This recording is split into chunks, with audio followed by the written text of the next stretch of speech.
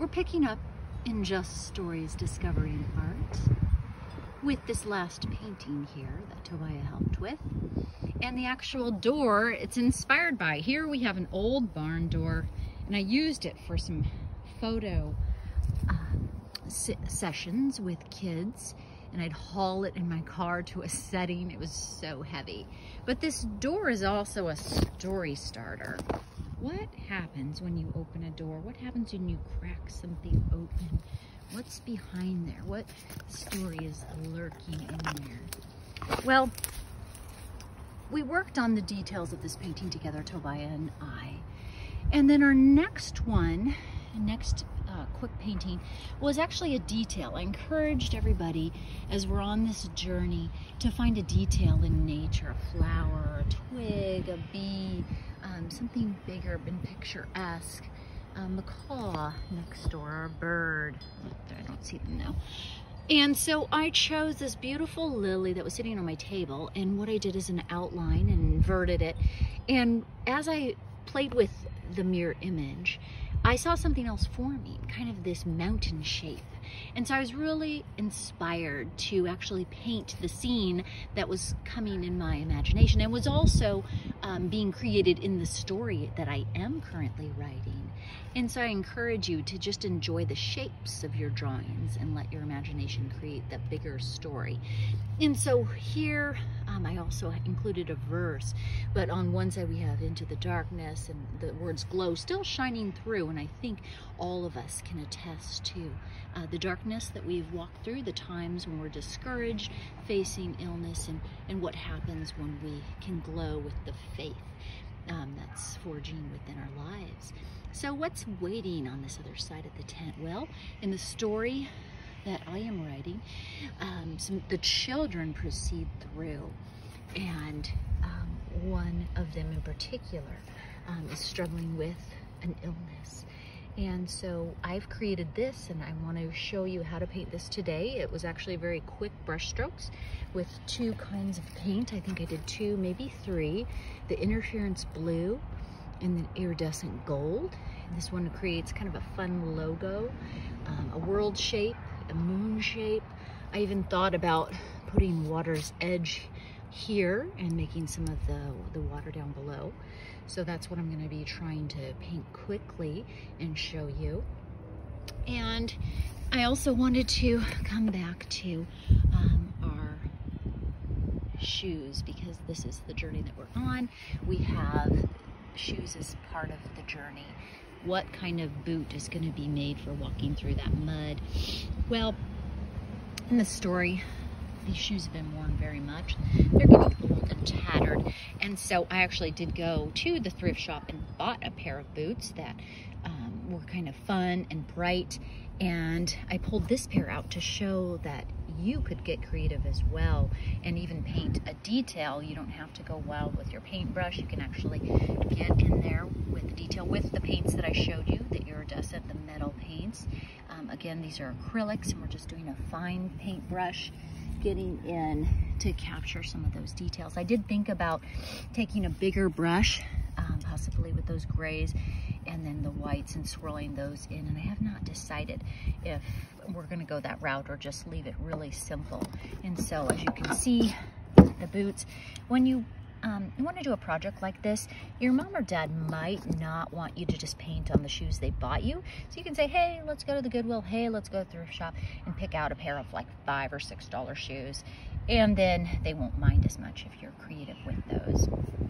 Okay, so going back to our logo, what we're going to do is have a piece of black paper, and we're going to just use a couple brushes.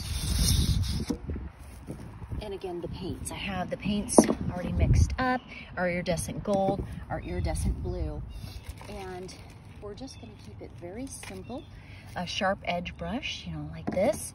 I have a favorite one that I'm not seeing right now, but something to kind of create that edge. Oh yeah, I think this is a kid's paintbrush, and I have one that's more official than this, but this one is actually kind of fun. We're just going to go on the outline to create that moon shape, and we're not even going to mix much of that iridescent blue. We're going to kind of use it straight out of the tube.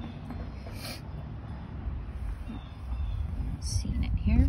See the iridescent gold. What did I do with the iridescent blue? It's just in my hair. Now it has vanished. Well, here it is, under the animal chair there. That's the chair I was sitting on, little animal chair. So you can sit on anything for a little stool. I love painting outside, love getting outside. That's where your creativity can be rebooted, your mind can be rebooted. Sometimes we just need to step away from the computers. All of us face a lot of them during the day. Step out and listen to the birds for a while. And, you know, even in our own yards, there can be, you know, some flowers or even dandelions, you know, to pick and explore. I was looking at the black bumblebees today. They're pretty gentle, and we have a couple like yellow jackets that aren't as gentle on the deck, but again, just taking care. Okay, so again, this one was fast, and so it wasn't taking a lot of time or detail.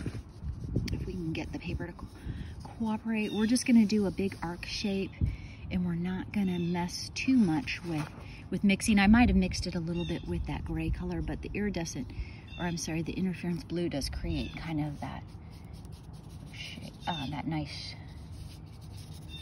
bluish cast too. And I knew I wanted some highlights, and I wanted to recede into the dark. As you can see here, you know, it's lighter and it naturally kind of goes into this dark space where the wing picks up. So that's what we're aiming for. We're just doing bigger strokes here, lots of swirls. We're kind of messy because, again, we're allowing that brush stroke to show. Okay, so now I've got the edge of it. I might have made mine a little big because I couldn't get that little edge here. You know, if you wanted to make it more smaller and have like a full circle, that is something that you could do. I like painting big. In fact, this paper is a little small for me. I'll put pieces of paper together because that's just the style that I like. I like bigger strokes, and it's actually very challenging for me to do small things, you know, like the details on that shoe. So you'll learn what kind of painter you are, or if you do like paint at all. Some people like drawing, other people like sculpture and experimenting with clay. Okay, so now we've got that shape right here. And now what I'm gonna do is I'm gonna come in with some of the gold and even the white and get that outline right there. Initially, I didn't have the Holy Spirit dove flying out so much. I thought I was just going to do the body and kind of looking up. I didn't think I was gonna have its wings open. Boy, oh, my supplies are a little stretch away. Didn't think it was gonna go into this right now. Okay. We'll just go start with the gold. Okay, I tend to make the heads too large, so we're gonna start small head, coming down, little body, and then big tail, because it was in flight. So we're fanning out the tail. Okay, again, see, I'm just bringing in some of the strokes, not all of them. Now I might add a little interference blue on my strokes here. I know I didn't do that wing till later, but we're gonna try adding it in now. Okay, and then bringing it. The nice thing about keeping it simple is it's excellent for creating like a logo where you really have to have your strokes real simplified, bold. Okay, so we have a lot of negative space still. We have room to add the body, and I'm gonna add some white there this time.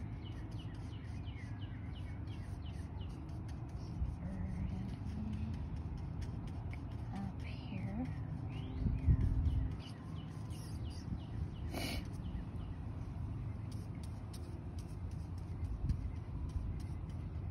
Okay, the body of the bird, the wing coming out in flight.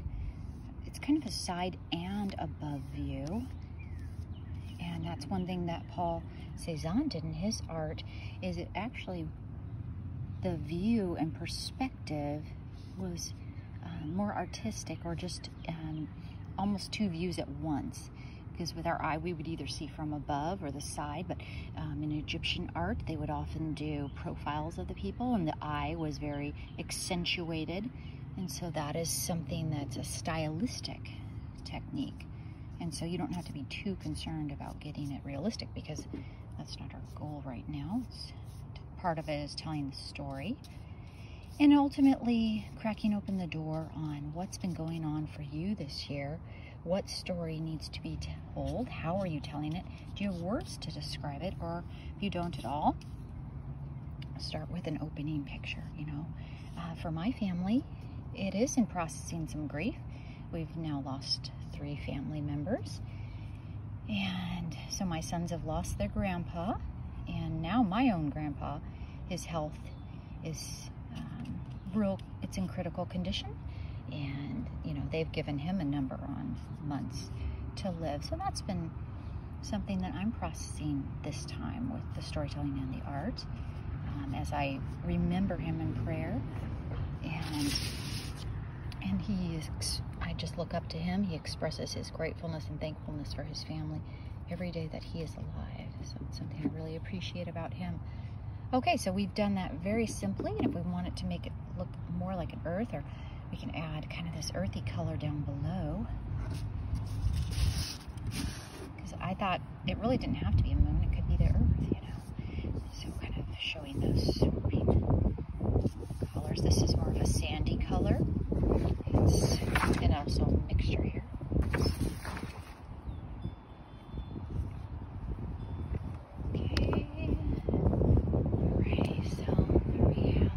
And I could go back in and add some more of the interference blue. I think we could do that. I actually mixed it with this darker color. Here we have a recycled paint place called Under the Sink, and they recycle paint. And so I found some smaller sample sizes there. That's a good place you can go to look for some paint. You can find big cans or little cans or recycle cans of your own. And I'm mixing it with that interference blue, metallic. I'm gonna add some more swirls right up to, again, by adding the darker color, it's gonna be a little darker than the ones above to make it more 3-dimensional.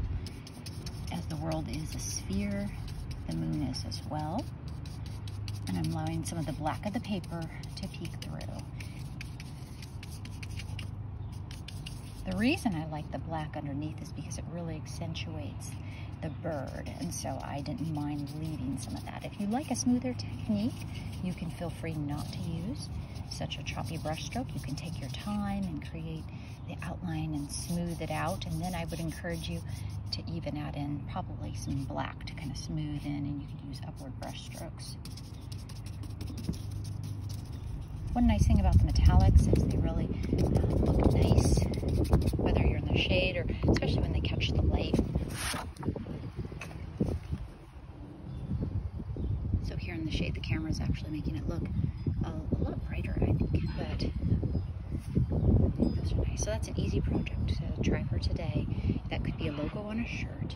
So set your story free and see your sign rise as you look to your faith and gather support around you as you tell your story, and also seek healing, not only for yourself, but those around you, as many of us have. All right, blessings to you today.